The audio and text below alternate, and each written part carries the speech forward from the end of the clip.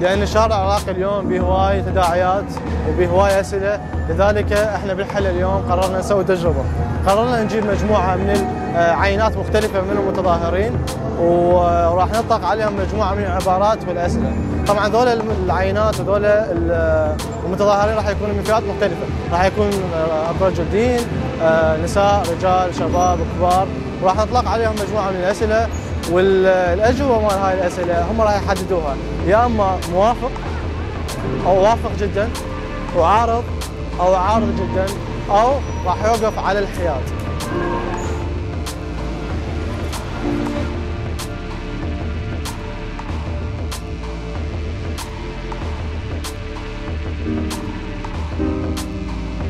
وافق على غلق المدارس والمؤسسات العلمية بالقوة.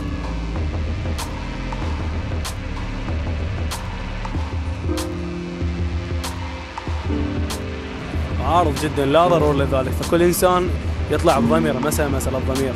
أوافق على غلقها حتى تكون وسيلة ضغط على الحكومة. العبارة التالية هي: التظاهرات أضرت بالاقتصاد العراقي.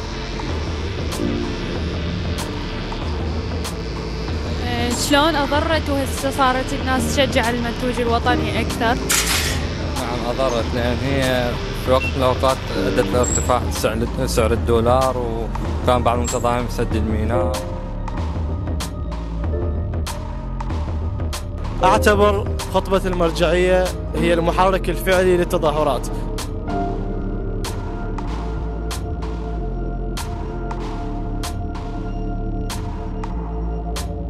أنا طبعاً أعارض، لأن مو المرجعية هي المحرك الفعلي، يجوز كان لها دور بسيط، بس المتظاهرين هم من البداية اللي هم طالب ومصرين على الثورة. المرجعية كان لها دور بالتظاهرات، ممكن بعد ما صارت، بس أول ما صارت ما هي اللي قالت إنها طلعوا، ما حد المرجعية ما طلعت وقالت طلعوا المظاهرات.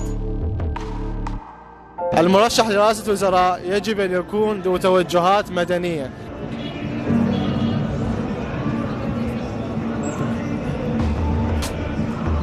أنا بالنسبة لي ما يهمني إنه هو مدني أو كذا أو كذا، شرط من الشروط لازم مستقل، زائد إنه هو صاحب مهنية. تمام. القوات الأمنية تتحمل مسؤولية الخروقات وقتل المتظاهرين.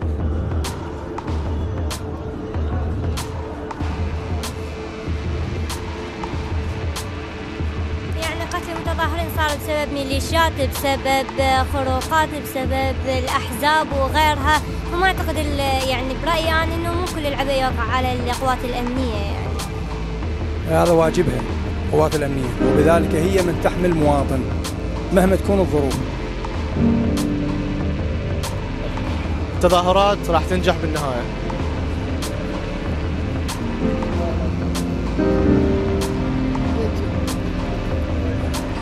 مدام الأمل موجود إن شاء الله ما راح يضيع التعب، وحتى لو فشلت إن شاء الله همينا نرجع بأقوى. أكيد وافق، دام الشهداء ما يروح هدر إن شاء الله. عجبتكم التجربة لو لا؟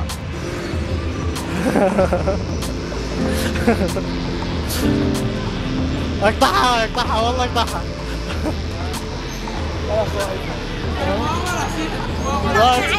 تقطع